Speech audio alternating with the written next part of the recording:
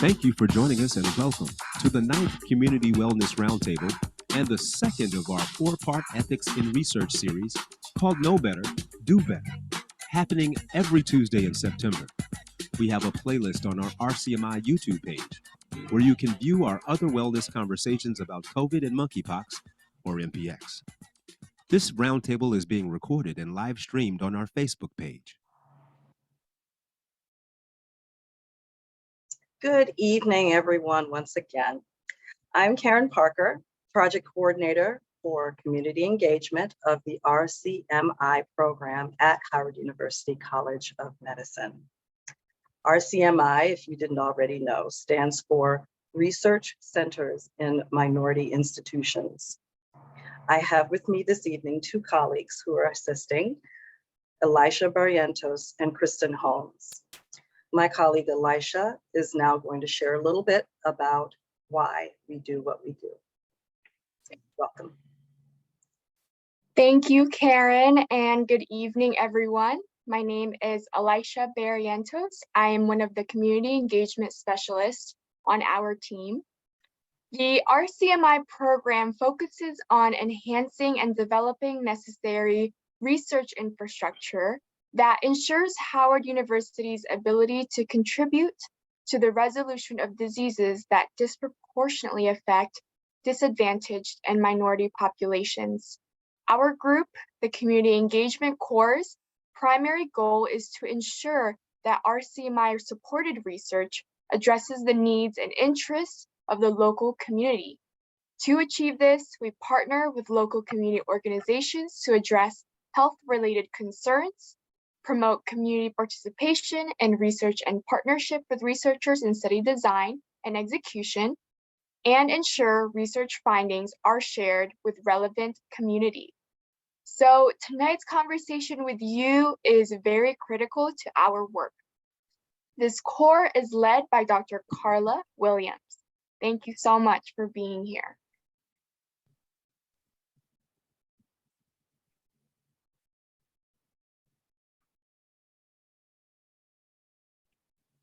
Thank you so much, Elisha. For those of you who are just joining us, again, my name is Karen Parker. Welcome again to our Know Better, Do Better series. This is about ethics in research and medicine. This is the second of 4 in the series this month. We meet every Tuesday in September at 6:30, and we'll be in here unpacking different ideas about ethics and trust, that was last week, history, science, medicine, and how it affects all of us every day. As a brief note, I've placed a content warning on the screen. This evening, we will be discussing human rights violations and violence against disenfranchised persons. So I just wanted to give that brief programming note so that people are aware.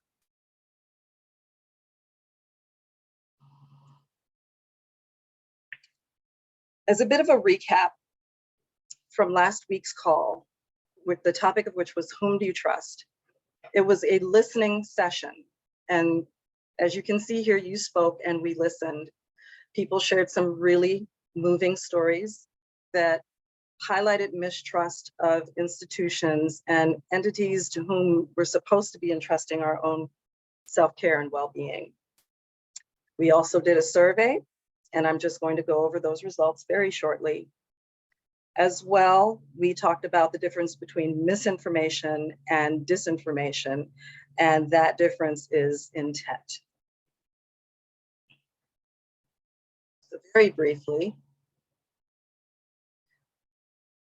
we surveyed the team who was gathered on the call, and just about half of you who responded had a general understanding of how scientists do what we do.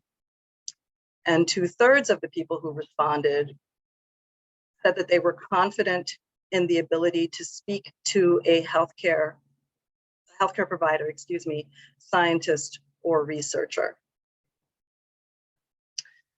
As well, less than 1/3 of you who responded to the poll are confident in the ability to tell if health and safety information is trustworthy.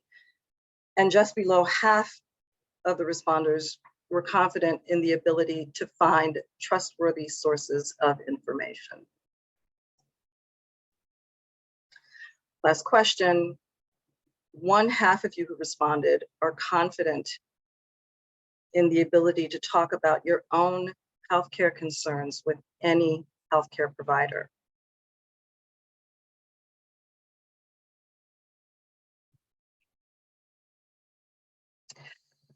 So as I mentioned this evening, we're going to start with a review of the history of the great harm done to our communities in the name of medicine and research.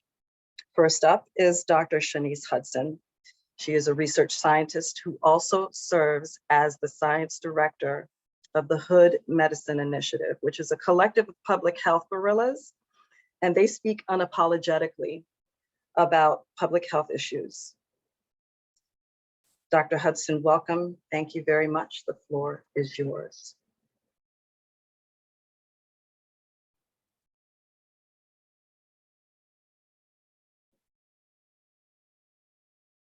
You're on mute, Dr. Hudson. Thank you, I apologize. Thanks for having me. I just thought I would start off by kind of looking back at the evolution of medical racism. And I think there's, generally this sort of unacknowledged, but, really key role that doctors and early medical scientists played in the invention and sort of institutionalization of scientific racism. And moreover, sort of how that helped contribute to the way that structural racism was fomented in our society, in terms of societal beliefs, the way that we talked about Blackness in the construct of religion, and obviously the way that our laws have been generated to support white supremacy and further racist policies. So it kind of really begins back in antiquity, honestly, with racialization of dark skin. So that's, back when early Christian writers began to associate Black skin with sin and wickedness. And obviously throughout that time into up to like medieval times, obviously the Catholic Church had a lot of influence and, guiding those principles, and they weren't always necessarily based, in sort of a racial way. Sometimes it was about, geopolitics and different religions that the church was opposed to, and land grabbing and conquest and all of those things. But ultimately, it led to this acceptance of enslavement of African peoples and making that like sort of morally acceptable for those populations. And then, now we kind of understand the way that, evolution actually works in terms of, man originating in Africa and people's differences coming from, evolution and migration, et cetera. But there was this sort of predominating degeneration theory that sort of established the white race as sort of a prototype for mankind. So that was, sort of a superior archetype, and all others were looked at as more deviant. And so that was kind of the start of the way that early scientists and anthropologists started to shape their narratives around race. And then as we get into sort of like the 1700s, you start to have these emerging theories on Blackness that are resulting from all of these sort of experiments that have been done over all this time and enslaved Black people. And race, as we kind of understand it today, was kind of constructed originally in colonial Virginia through like, legislation that was intended to, legitimize, you know, the hereditary enslavement of African people. So it was, you know, a way for us to kind of delineate in our laws, starting with the first act in 1640 that officially used sort of race in that sense, and began to, you know, differentiate all of the subsequent laws that were based on restricting what Black people could do in this country based on the color of their skin.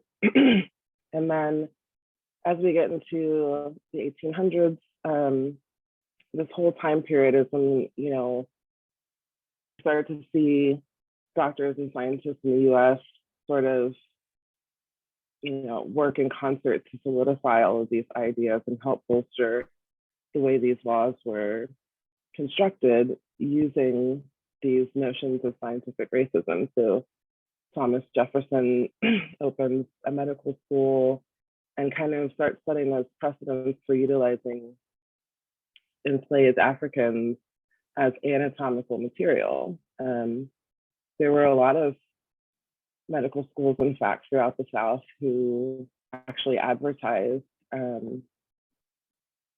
for students by, you know, letting them know that, you know, we have an abundance of Black specimens for you to experiment on and practice surgical techniques, et cetera. And so that was like a selling point at the time for medical schools throughout the South. And as we, you know, kind of get to the end of that century, we have a barbarous so-called father of modern gynecology, who I will not name here because he's not one of my medical heroes, but he developed surgical procedures using experimental torture of enslaved women. So a lot of our modern gynecological practices evolved from these experiments on unanesthetized, involuntary procedures done on Black enslaved women in this time period.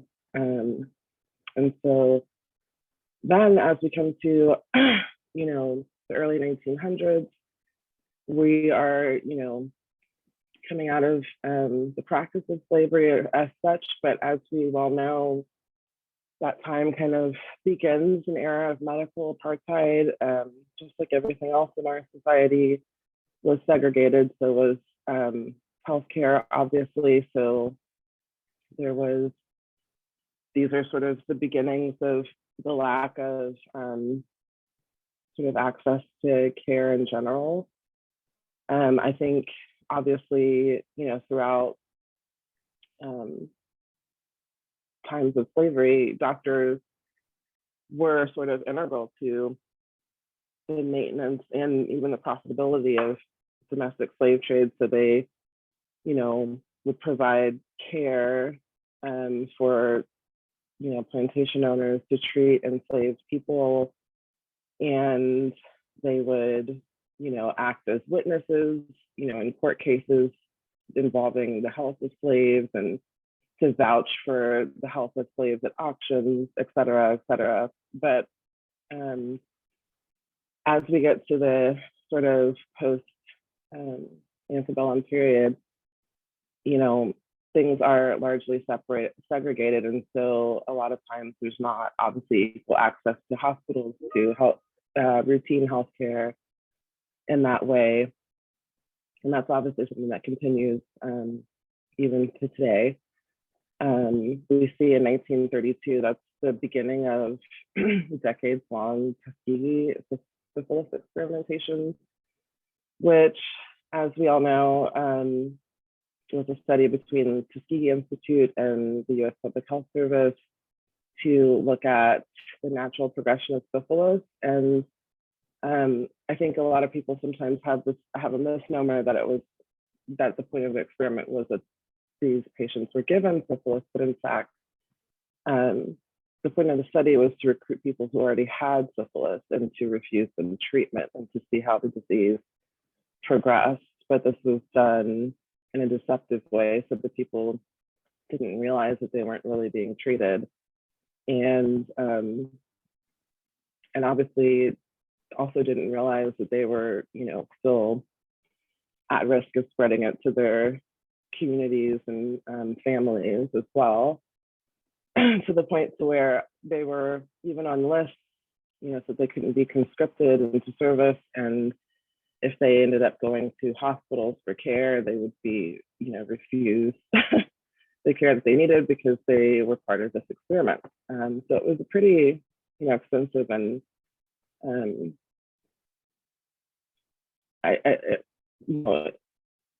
setup that everyone was sort of participating in at the time and maintaining the integrity of this experiment.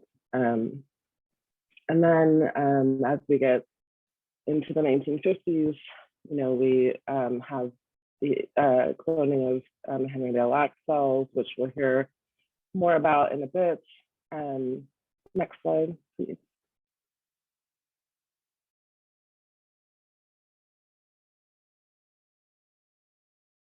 And so over that period from the end of slavery until now, we just have this this long history of unethical human experimentation, which involves various instances of involuntary sterilization. For example, the so-called Mississippi appendectomy that happened between the time period of the 1920s and 1980s. And this was a term that was coined by Fannie Lou Hamer, that referred to involuntary sterilization of like poor Black women who were deemed unfit to reproduce. So they would go in for care and be told they needed an appendectomy and would end up having unnecessary hysterectomies performed for the purposes of sterilization. In more modern times, in the 70s, a lot of Latinx women in California were forced to be forcibly sterilized. And even just a few years back, we had involuntary sterilizations that were reported in various ICE holding facilities. So even into the 21st century, obviously, we're still grappling with these practices. There are various instances of poisonous chemical exposures, particularly like starting with World War II, where during development of the atomic bomb, there were plutonium experiments on human U.S. citizens without their knowledge. There were soldiers that were subjected to poisonous mustard gas and arsenic during World War II. And then in the 60s, Agent Orange was experimented on African American prisoners as well. And I would say even, again, into the modern era, although we don't have quite as heinous instances, there are a lot of, I would say, situations that involve environmental health pollutants, that because of the way that minority communities are sort of disenfranchised in terms of environmental health justice, a lot of corporations are able to expose those communities to dangerous chemicals without recourse. And so a lot of people across the country right now are dealing with those instances. So we're seeing that even into modern times, obviously. And then also there were experiments on Puerto Rican women in the 50s during the development of the birth control pill. And even though there were reports from women in these experiments of negative side effects, they were never investigated. And it's another sort of instance in a long history and pattern of utilizing disenfranchised populations for the advancement of medical science. Next slide. And so I guess what I don't want to be lost on anyone is how instrumental a lot of these physicians and incidents were in not only shaping laws, but helping to justify them to the populace. So, you know, there were colonial laws enacted in the mid-1600s that allowed Africans and their children to be sold as property into perpetuity. I think it really sort of helped, in a sense, all of these scientific notions and concepts that came out became like the evidence of our inferiority and our defects that kind of helped allow the populace to kind of morally justify keeping us either enslaved or you know, discriminated against later. This, you know, pretty much extends to like almost every facet of our legal system, obviously beginning with slavery and establishing the way that we structured property laws, ownership, gambling, marriage, interracial sex, rape, forced breeding, even inheritance laws, and then obviously constitutional rights like citizenship and freedom. All of these things, including, you know, up until the 60s and laws and policies about mental health that were used to target people who were protesting the civil rights movement. I mean, all of the ways that we kind of see racism evolving in the way that our legal system structurally discriminates against African Americans probably have their basis in ways that medical racism contributed to codification of structural racism in our society. Next slide, please. So because of this, as you can imagine, what has resulted is just these persistent health inequities due to structural racism across lots of different areas. And I think, you know, it's difficult to address in many ways because we have sort of at once, you know, a lot of resistance to the idea of sort of codified racism or, you know, sort of the way that it contributes to the, you know, the very fabric of our society. So it's hard for people, I think, in general to understand how much racism has impacted us as a society and how, you know, in terms of like critical race theory, there's so much resistance to understanding it in general. And so I think there's just another layer there when we look at the way that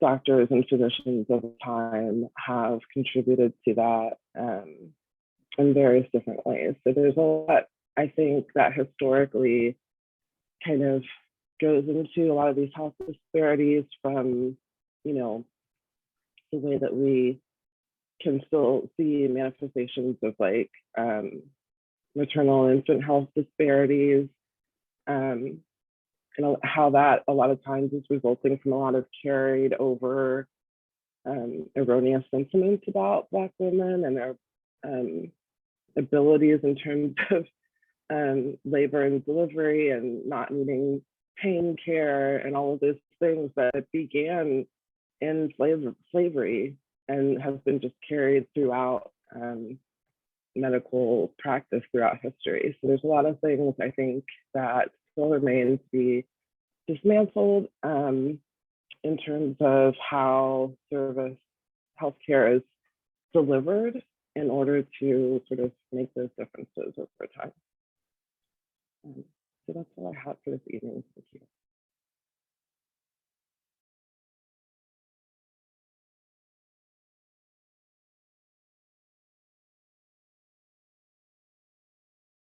Can you hear me? Mic check. Yeah. Thank you. Thank you. That was a lot to absorb, definitely. I'm pausing here to see whether there are any questions for Dr. Hudson. If no, we're going to proceed to our next guest, who is Ms. Veronica Hudson. She is coming to us from Gila 100. She is ancestor Henrietta Lax's great-granddaughter. We're honored to have her share her family's history firsthand with us this evening. I ask that you please remember to add your questions and comments to the chat. And without further ado, I give you Ms. Robinson. Hello. Thank you guys for having me. My niece actually goes to Howard, so we're excited. So I don't want to embarrass her.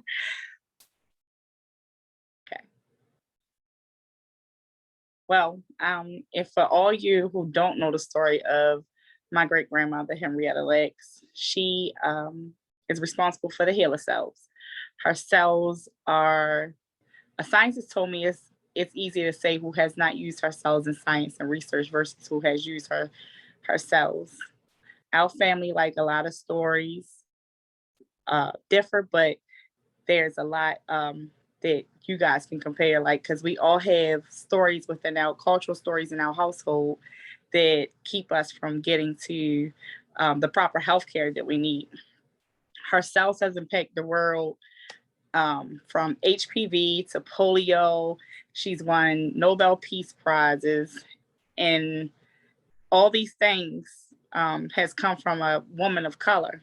But unfortunately, people of color in our family didn't have access to some of the things that her cells had come from.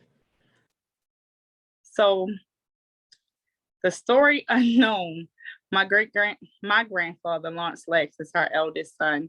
And for a long time, no one knew about the HeLa cells in our family. It was by accident that my grandmother, Barbette Lex, had went to a friend's house for dinner, where they discussed these HeLa cells and the work that her friend's brother was doing. And just so happened, he said, well, your last name is Lax. He said, would you happen to know Henrietta Lax? And she says, yeah, my mother-in-law, but she's deceased. And that's how our family learned about her cells.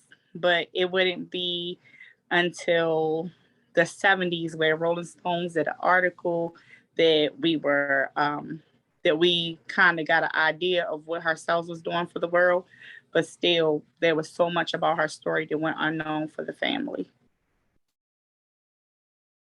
Next slide, please. I love this slide. So in our family, we believe that, in the Lex family, we believe that sometimes bad things happen to good people so that great things can happen for the rest of the world. And we learn to take back the power from our stories by sharing our own stories from our own perspectives. So we're no longer victims, but victors in our own legacy. 2013, well, let me take it back for you. So once Hopkins did they did a press release October 4th, 1951, and said to the world that they had these miraculous cells that would advance science. And meanwhile, our family, we were, my grandfather and his siblings were grieving the loss of their mother. No mention of Henrietta Lacks, but they did mention the cells that came from her. And for our family, I always say, in science and medicine, it's easier to say, if it happened to our family first. After that happened, Hopkins came back years later once the HeLa cells contaminated labs, and they said, hey, we want to make sure. They came to my family instead of saying, hey, we know these cells belong to you guys, but we just have to verify it. They just told my Aunt Deborah, like, hey, we just want to see if you guys are going to die from what your mother died from. Tragic, right? Because she was the last living female who was a direct descendant of her mother. She asked questions, but they just threw a book at her. No real understanding to what was happening to the family. So as we move forward, sometime in 2013, the HeLa genome data was released. Something once again was happening to my family without our permission. And in that moment, we learned that the HeLa cells were considered public domain, which means that anybody in the public could use the HeLa cells, even though they did not have permission from the Lex family.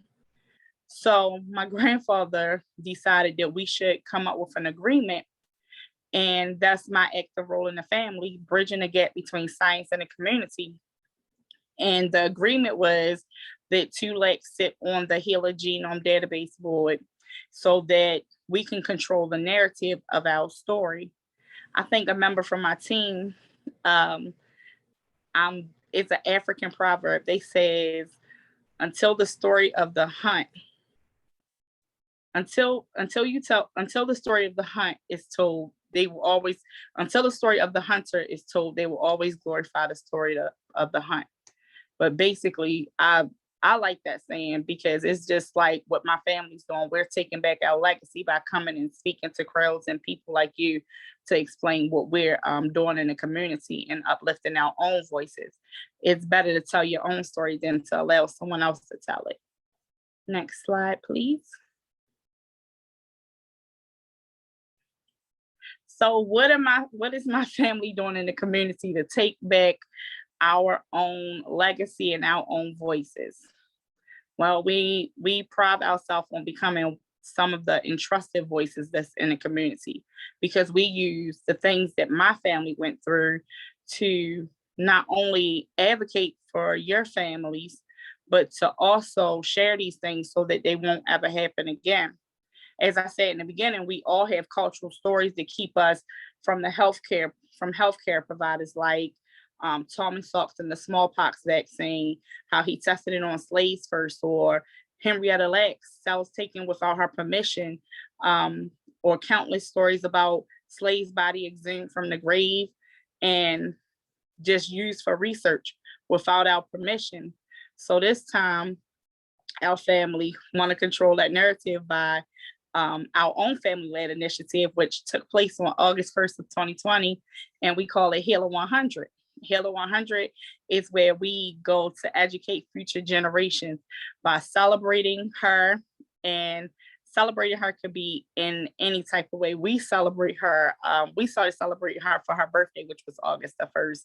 We also have conversations, like we were doing monthly conversations at one time for with other trusted voices in the community to amplify these voices. So we know that you guys, students and myself, we're all guilty. We get all our information off of Facebook, Instagram, but we needed to, change the narrative. We needed to make sure that everyone was getting the correct information.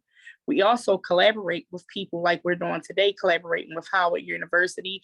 We collaborated with the World Health Organization and countless other people so that we could continue her legacy. And last but not least, mobilizing through social media and just using our platforms to reclaim our story. So ways that we like to advance my great-grandmother Henrietta Lack's legacy is through the arts. Last year, October, we went to the University of Bristol, and they actually, artist named Helen Rowe had put up a statue of my great-grandmother. And that was very nice because she's the only Black woman in Bristol that has a statue up. We also advanced her legacy through advocacy. World Health Organization gave my grandfather the global strategy to eliminate cervical cancer. Well, it was the global strategy to eliminate cervical cancer, and he was able to receive a Medal of Honor for his mom. We also advance our legacy through science and through education.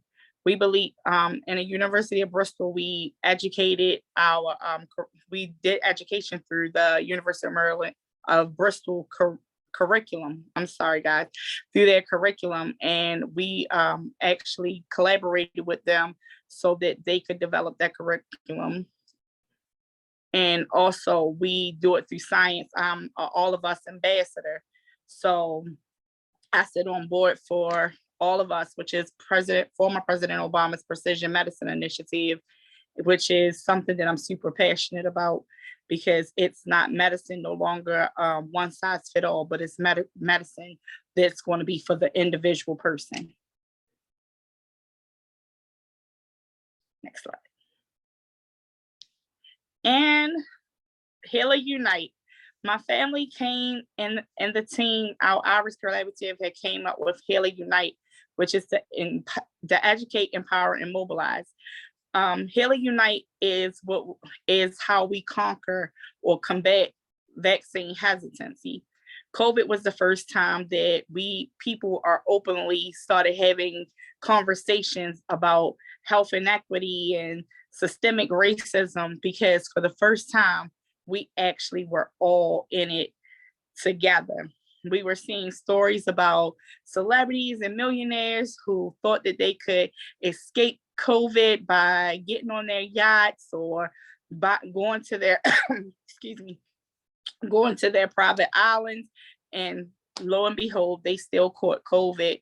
So we all were learning about COVID in real time, and our family said, well, what a great time to start to educate people. So, because we believe if you're educated on something, you can be empowered to be part of that change. And we mobilized it through social media by having, again, those collaborations, conversations with people like Dr. Uche, who was on the front line of COVID, and my sister, who's actually a nurse, who's actually giving out the vaccines right now. So that's another way that the family celebrate Henrietta Lacks.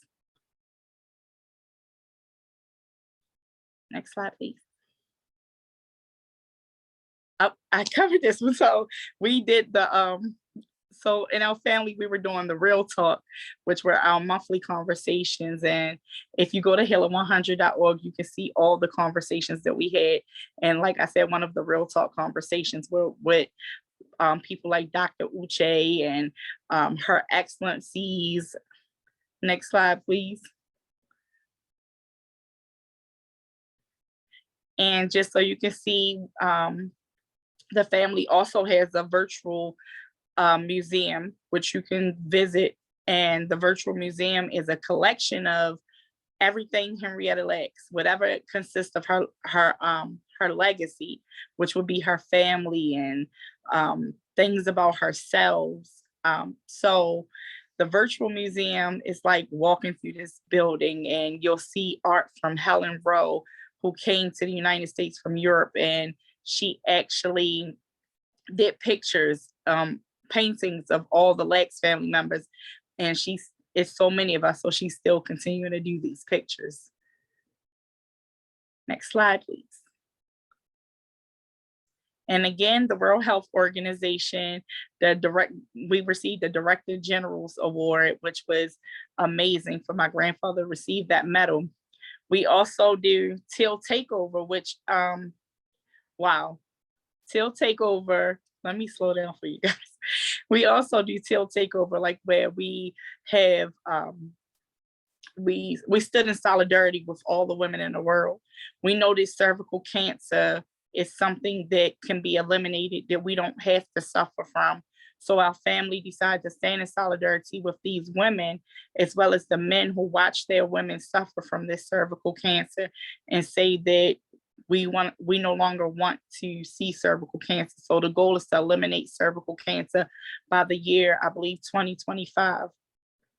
I'll correct me if I'm wrong, but I think that the best thing about Till Takeover is to see not just women who suffered, but to see, like my great grandmother did, but to see that women are all pulling in together to say that let's let's hold hands. Let's stand in solidarity. Let's be sure that our daughters and their kids don't have to die from this anymore. You know, we want to see our kids go down the aisle, and we want to be part of all those major milestones in life. Next slide. And of course, empowering patients. You know, in order to empower patients, we are teaching patients that you're not just a patient, you're a partner in your own healthcare. You know, to be sure that not only are you a partner, being a partner means asking the questions that you need to ask, or taking someone to the doctors with you if you're afraid to ask these questions, to be sure that you get an answer, because you get one life, one body. And, you know, with health equity, health is wealth. So we want to keep you guys all healthy and wealthy. And again, nothing about us. The Legs family believe nothing about us without us. So the Legs family, we have several recommendations to be deliberative in a community engagement. And that's like acknowledging and addressing the historical injustices, or to invest in the trusted voices. Like we want to uplift all the trusted voices in the community.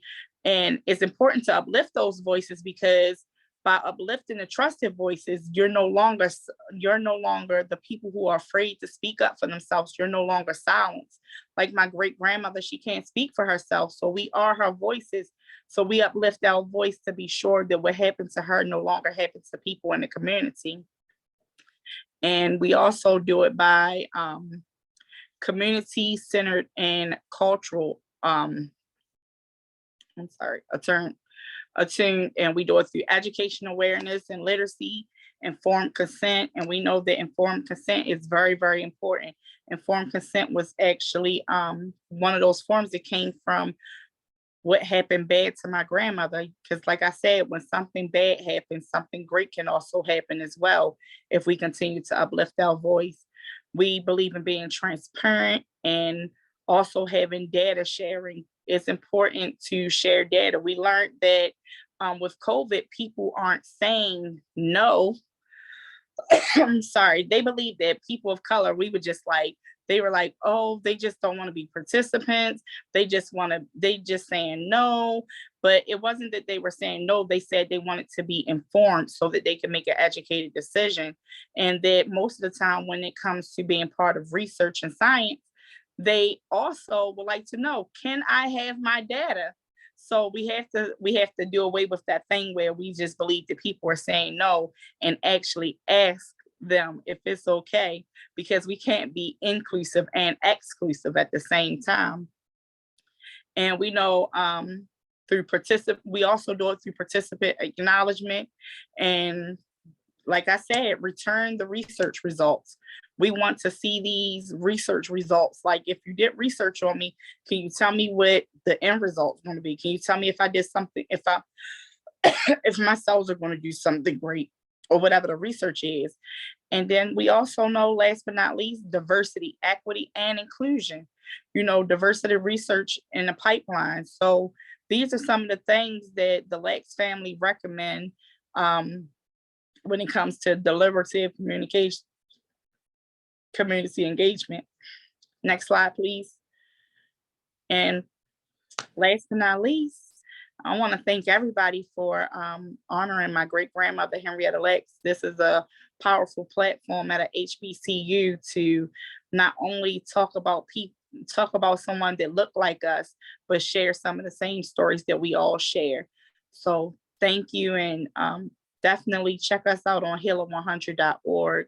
And if you have any questions, you can go to impact@healer100.org and add us at Celebrate Healer.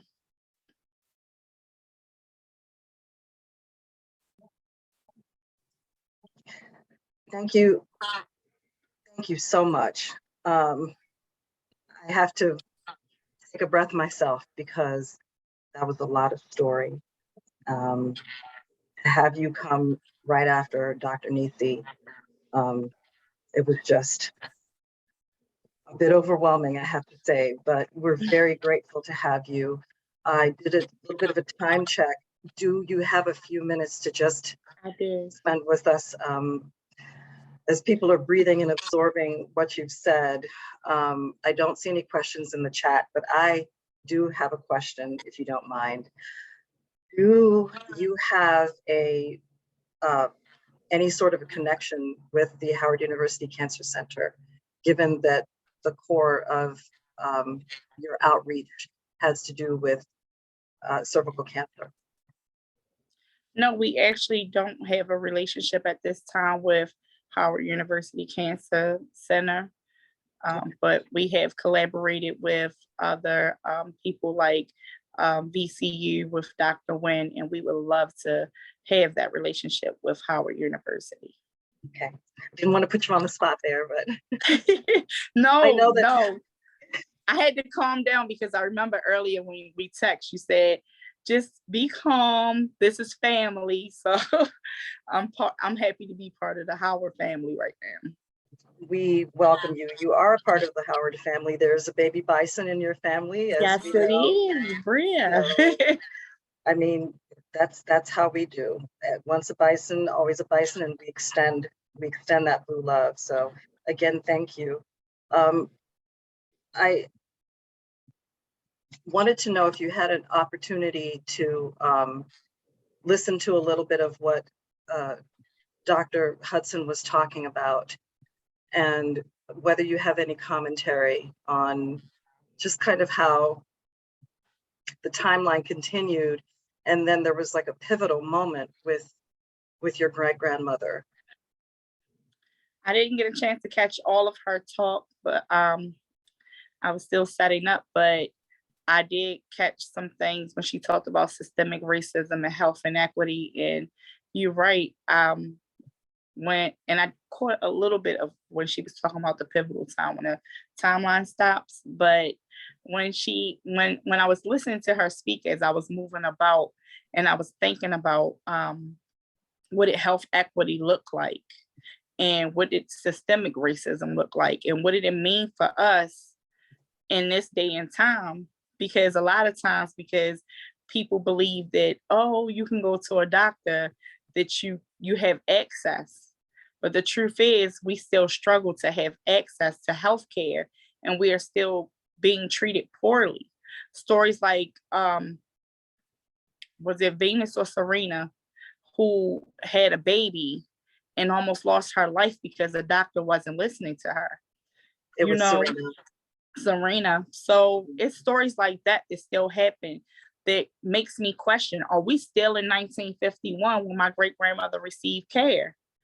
And if health is wealth, and we should all have health equity, right? We should all have access to these things if it saves our life. Like I had someone tell me today, I was telling them how important it was for them to be vaccinated for HPV. And I had to take time, excuse me, to explain that to her, what that meant and what the vaccine meant. And she said, well, why didn't my doctor tell me about this? But it was also a Caucasian lady in there, and she was just like, oh, I got it. And she was like, it was the first thing her doctor had, asked her, like, you want to be vaccinated? And I'm just like, why aren't these stories? Why do we still have the stories where we're not being asked for things? So we're still dying unnecessarily from things that we could actually live from.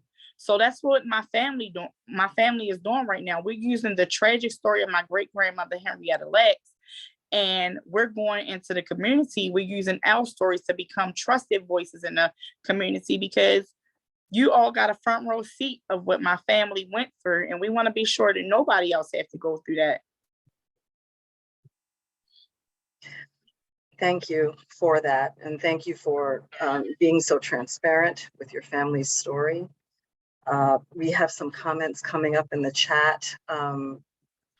People just expressing a lot of gratitude. If there's anybody who wants to come on mic, I've got Dr. Tracy Faulkner, who is expressing gratitude and thanks. I have Amari Wilkins Boston thanking you for sharing the family story, and Mr. Bridgewater as well, saying that it was a very powerful presentation, and he shares his thanks. So I'd like to invite anyone, if you have a question or a comment for Ms. Robinson. I know that your time with us is very short. You're great. I actually have a little bit of time. But while we're waiting for comments, I just want to speak to the students. And I would like to let the students know that as you go into your fields, just remember to talk to people in layman's terms. We all get tunnel vision when we feel passionate about something. But just remember that even though you have that tunnel vision, that there's that if you're dealing with a specimen like cells, or no matter what field you're in, just remember that person that you're coming in contact with, that person came from a family, and those people love their family. So you have to always talk to people in layman's terms and ways in which they understand it. My great grandfather used to say, if you're not part of the solution, you're part of the problem. So as you go into your fields, become part of the solution and not the problem. Don't do what you see because you just want to keep your job, but do what you know is ethical because you want someone to live. It's a thin line between life and death, and one bad call could cost someone their life, and it could leave a whole family behind grieving the loss, and not just in that moment, but for decades.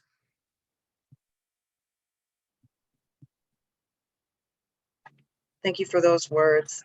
And I'm going to offer something. In 9 of these sessions, I don't think I was ever moved to do this, but if the group in here will indulge me, we're at 7:24.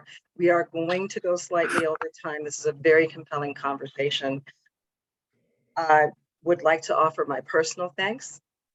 Ms. Robinson, as a baby scientist, I think I told you this before when we met earlier this summer, but I too did research at NIH when I was just starting out with my research career, and I was directly affected. I had to work with HeLa cells. We were told the story, but I wanted to thank you and extend my thanks to your family because of your great-grandmother's unwitting contribution. You helped to shape me as a baby scientist. And I'm sure just about anybody else on this call who has worked in a lab, there's been a direct influence on them too. So I want to thank you personally. Thank you. There is a question coming up in the chat from Mr. Bridgewater. If you are able to come on mic, sir, please do. Yes. Can you hear me? Yes, we can, sir. Okay. A question to Ms. Robinson. I know several years ago I attended a ceremony. I believe it was the Black Caucus up on Capitol Hill when they awarded the family a certificate for all they have done for people. However, millions and millions of dollars the federal government has used to purchase Miss Lack blood sample.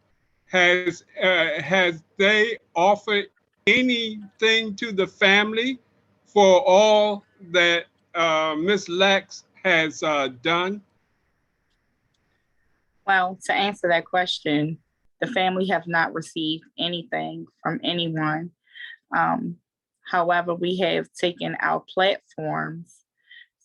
Each family member does something different, and one of the platforms is lawsuits to take back our story.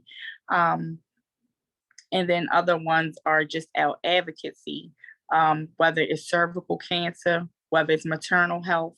We use our platforms, like I said, to be those entrusted voices in the community, to uplift voices that have been silenced in the community. So again, no, we have not received any money. the cells. They're calling it public domain. It has been a great debate in my family, like, how do something become public domain? When do that time clock start? Like, and how do you get access? And how do you know what to do when you learn that something like the HeLa cells occurred? Most cells are de-identified, but her cell's not. So our story is a lot different. And they're still fighting us on it, but we're a lot different because, you know, the first two letters of HeLa is Henrietta Lex, H-E. And, you know, L-A is Lex. And you could, you know, you can reach out to her, you can backtrace, you can go to her family and say, hey, can you come share your story like today? So it's a lot different. She don't have, the family don't have a lot of privacy. So that de-identification didn't happen for her. And it still doesn't happen to this day for her. So there's a lot of questions that we ask, but if you see anything about the lawsuits, please do stand in solidarity with the family, you know, because like a lot of people of color, we never get our just due. And we're just looking for them to give us back what was taken from us. And that was just simply my grandmother. It's bigger than just the cells. It's all about my great grandmother and her legacy.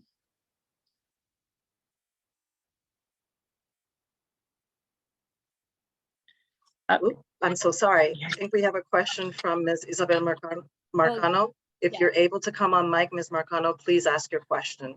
Hi, my name is Isabel. Thank you so much for the talk. My question was, your family has done so many great things, and I'm sure there were a lot of roadblocks in the way. Where do you find the inspiration to keep going? Because it's not easy to do this.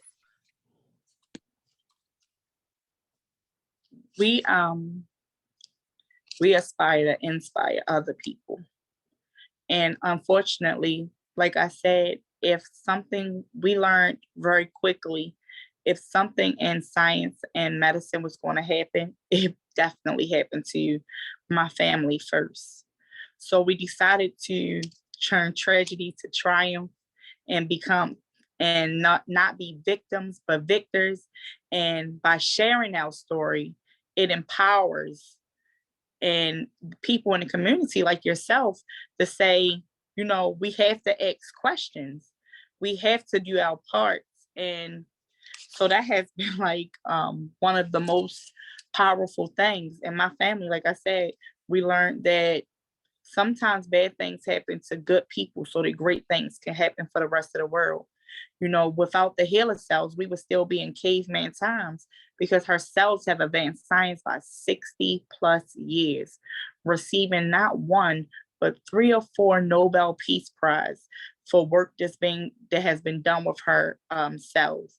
Her cells are still to this day considered the gold line cell, the cell that they reach for first when they're doing science and research. I'm sitting on board for the HeLa Genome Working Database Board, and to see all of the work that scientists want to do coming through, and they want to use her genome to do this work.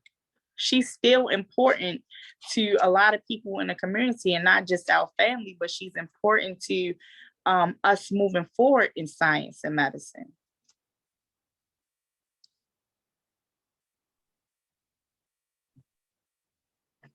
Thanks so much.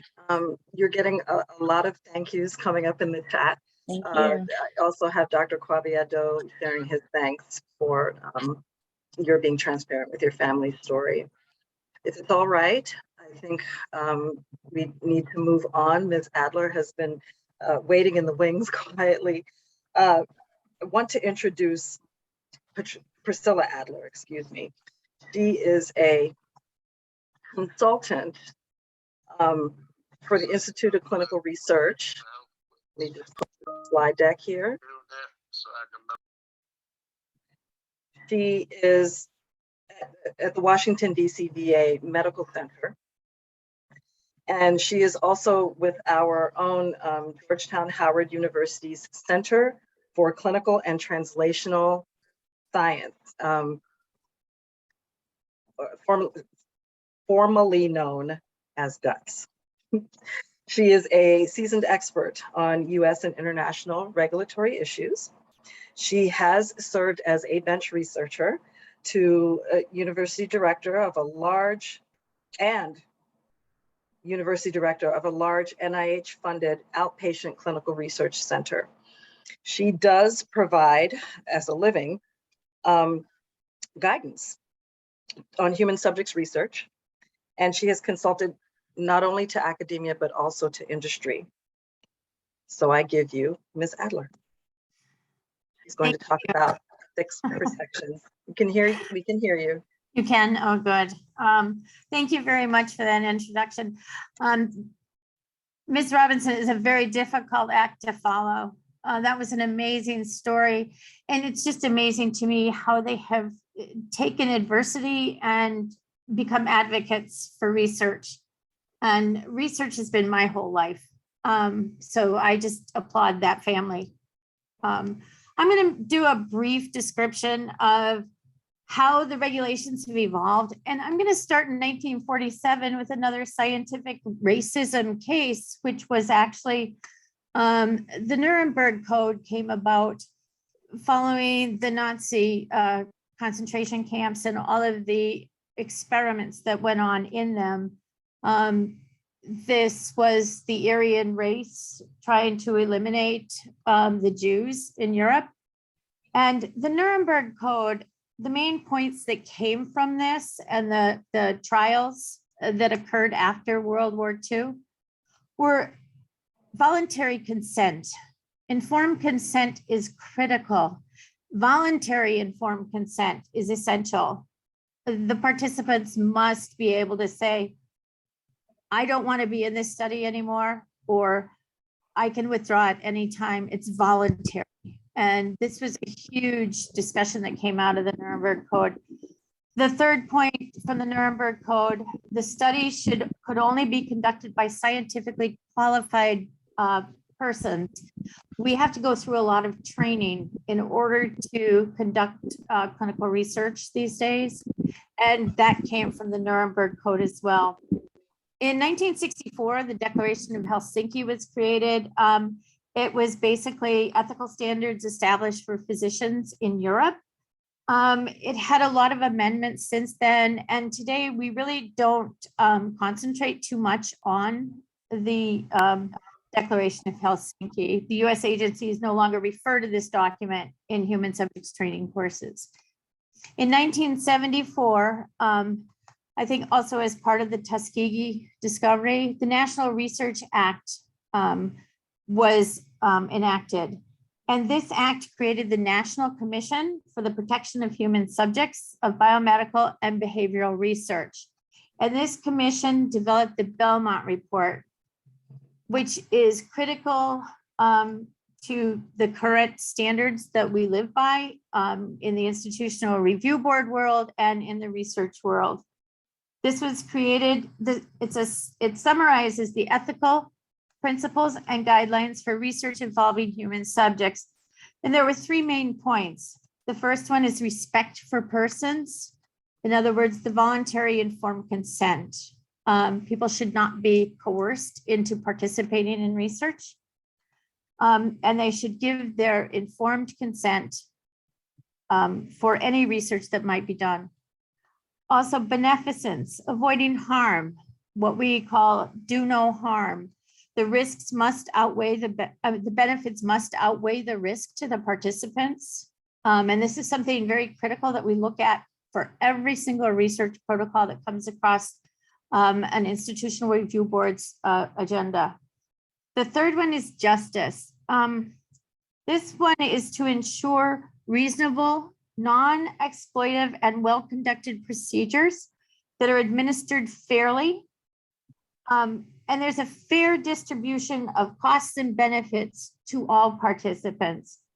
This justice also includes allowing all populations or any participants to become involved in the research. For anyone who wishes to participate, you cannot just say, well, I'm not going to allow you to be in this study because they don't like you. That's not allowed. And the Belmont Report was very It's only 15 pages long. If you get a chance to read it, it's actually very well written and is the background for all of the institutional review boards today in the US. Could I have the next slide, please? Thank you. So I'm going to switch real quick to the institutional review board. And the purpose of the IRB, as we call them, is to protect the rights and safety of human subjects who participate in research studies. The IRB must adhere to the doctrines outlined in the Belmont Report.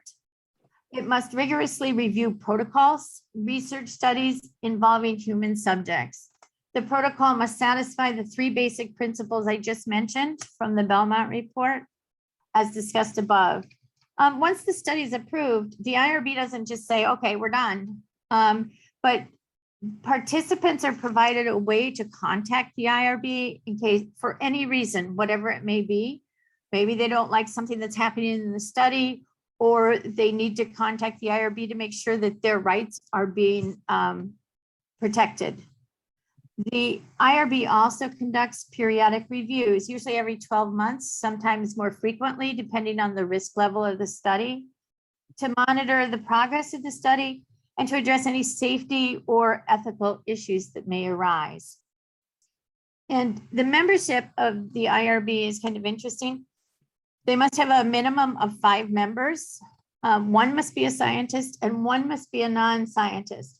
Many of the IRBs that I serve on or participate with also have statisticians, nurses, physicians, but a community member is critical, I believe, to really make sure that the research that's being done is in the best interest of the community. That's about all I have to say. I'm more than happy to answer any questions. My background is, as I say, in research. I was a bench researcher and then moved into clinical research, and now I do consulting. But I'd be happy to answer any questions you may have about the regulations.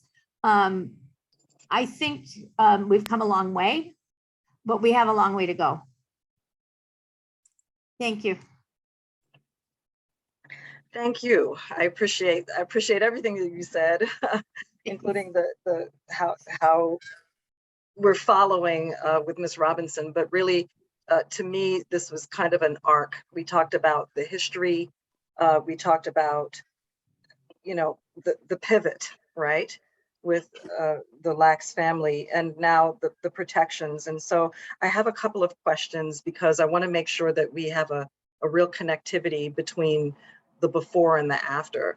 What was the Belmont Report like? What is it? It is a report by this commission. There were several members of the commission who went to the Belmont Conference Center, which is in Elk Ridge, Maryland, and sat down and said, how can we make things better? We need to come up with a plan for human subjects protection. And so this report outlined the best ways to protect participants in the research studies. And it was, as I say, there were the 3 main points that they addressed in this report. And, unlike most government documents, this is only 15 pages long. And it's really one of the strongest documents we have that we continue to follow with the protection of human subjects. And I actually met one of the people that was on the commission, and he was very eloquent about the way they went about it. It was a sit down, drag down, we got to resolve this, and it was done within a short amount of time and only 15 pages long. That's what gets me, is that it could be, a government document for only 15 pages. But it is what all the IRBs in the US follow. It is what they refer to when we have any IRB training. We have to memorize those 3 principles of do no harm, beneficence, and justice. I mean, that's the key for what we do. I understand that Dr. Haidt was on that commission in that room too. Yes. Could you I'm sorry, go ahead. No, go ahead, go ahead. We have a question from the chat, and I'm going to sort of frame it a little bit. Could you tell us what really informed consent is? If you could break it down for us. All right, informed consent is actually a process. And when we train coordinators or study personnel, researchers on informed consent, this is something we stress. You don't just give them a piece of paper and have them sign it to be in the study. You have to discuss the study, make sure they understand it, make sure they want to volunteer, and make sure that they have an opportunity to discuss it with their family doctor, with their family, whoever they may trust to do it. And as the participants enter the study, the coordinators and the research staff should continue the consent process, making sure that the participants understand each piece that they're going to be going through or have gone through. And if at any time the participant says, I'm done, they have the right to withdraw from that study with no complications or anything. So informed consent, as I say, is a process, and it continues throughout the study. It's not just the signing of a paper. So, and thank you for explaining that. I have a number of questions regarding that, because I think what you're saying is that informed consent is, it's a continuing situation. It doesn't just happen in 5 or 10 minutes. So does that mean that somebody can take the information that they get and go somewhere to think about it or discuss Yes. it? Like they can go away and come back with questions, and it doesn't, can you talk about that a little bit? Yes, we encourage the potential participants to review the consent form in their own time and in their own space where they feel comfortable. And that's why it's important for them to have, if they want to discuss it with their family members or their family physician or someone that they really trust. It's really important for them to have buy-in and really want to be in the study. Because otherwise, if they're not comfortable and they get enrolled in the study and maybe a couple of visits later, they say, I don't want to be in the study, it's not good for anybody. Right.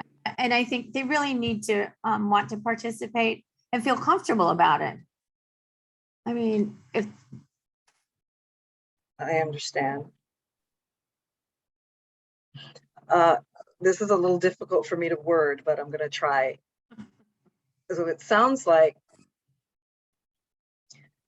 people should really only be giving informed consent if they have the ability to say no, right? yes. Can you talk a little bit about? One of the things we always discuss within the IRB is the ability of a person or a potential participant to understand the study. And are they cognitively aware of what they're doing and getting into?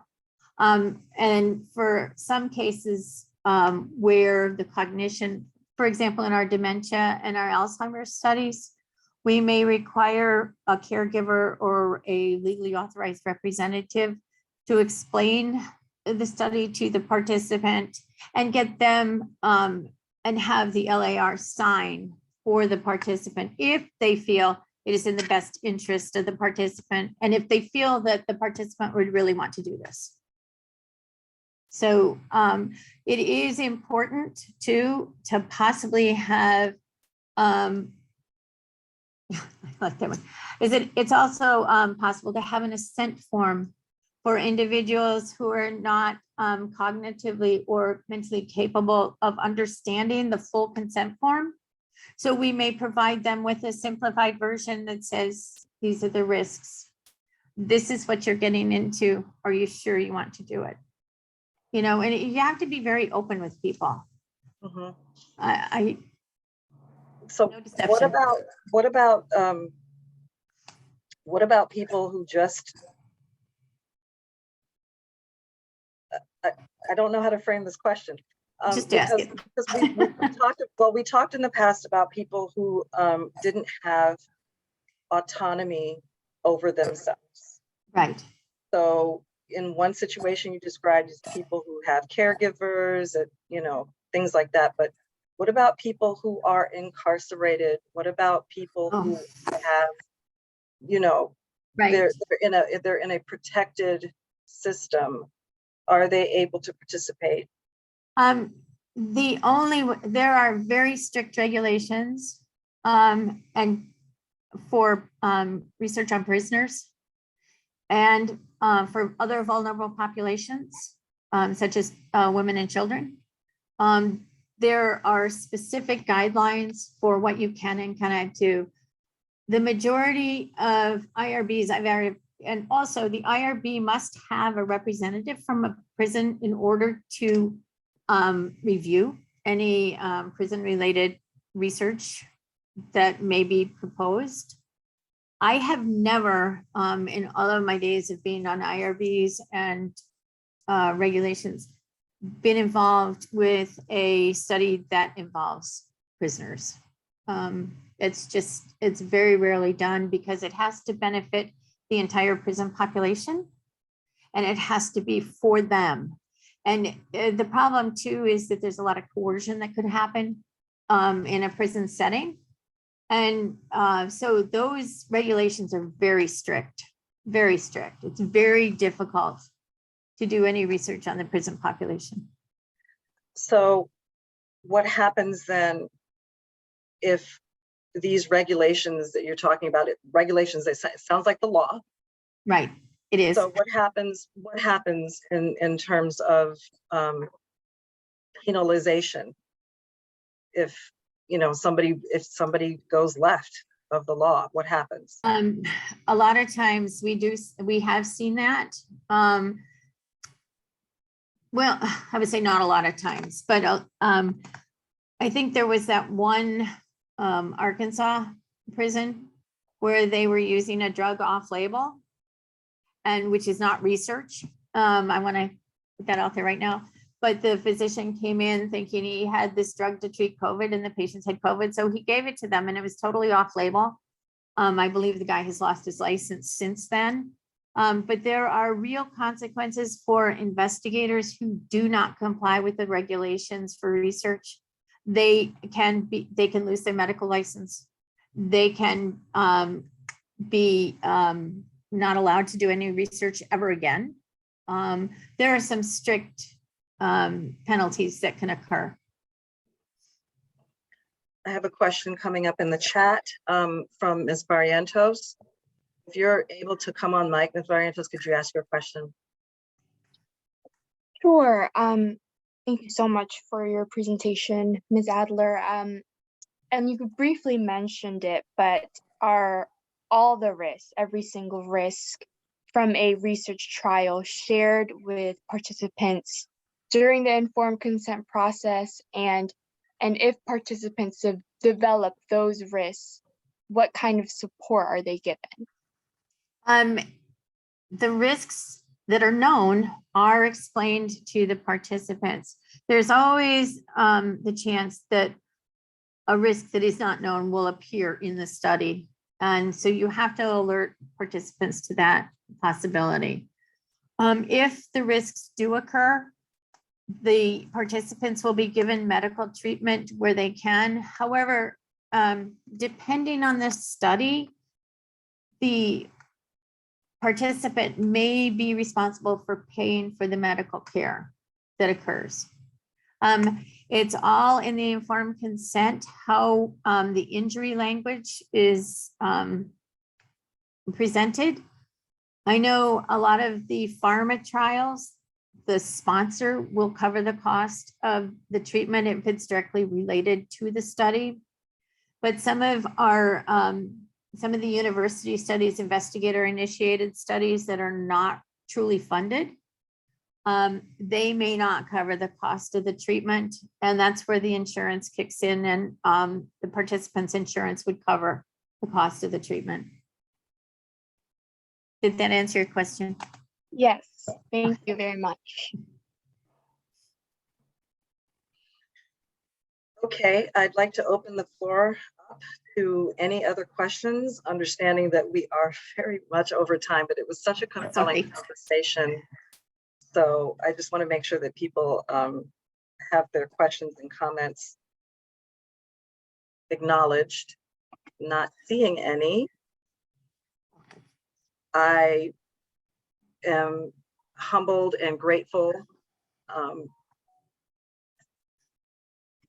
with the richness of the conversation that we had this evening.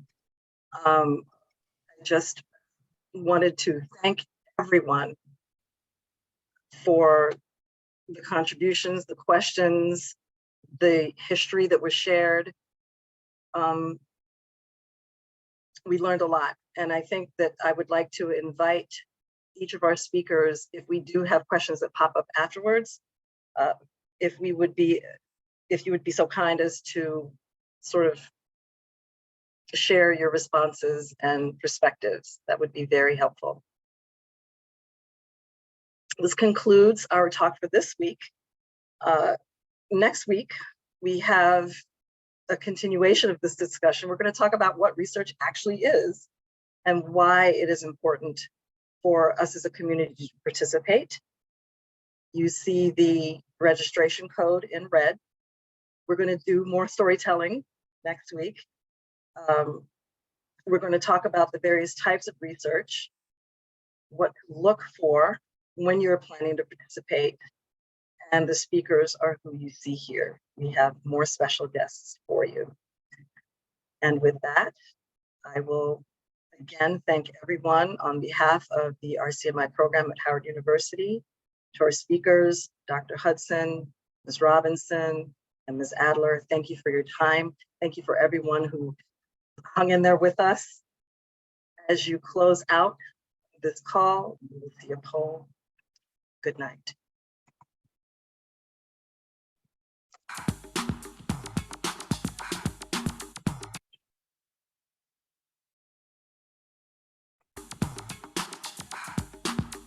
Thank you so much to everyone on this call for your participation. We are at the end of this session. When you leave the call, a very short survey will pop up. Please take a moment to give your feedback. Also, please make sure that you register for next week's What is Research and Why Should I Participate session using the code on screen. Finally, please follow up with RCMI CEC at howard.edu or add your information to the chat to join our mailing list to keep up with our programming. We wish you all a safe and mindful walk. Until next time,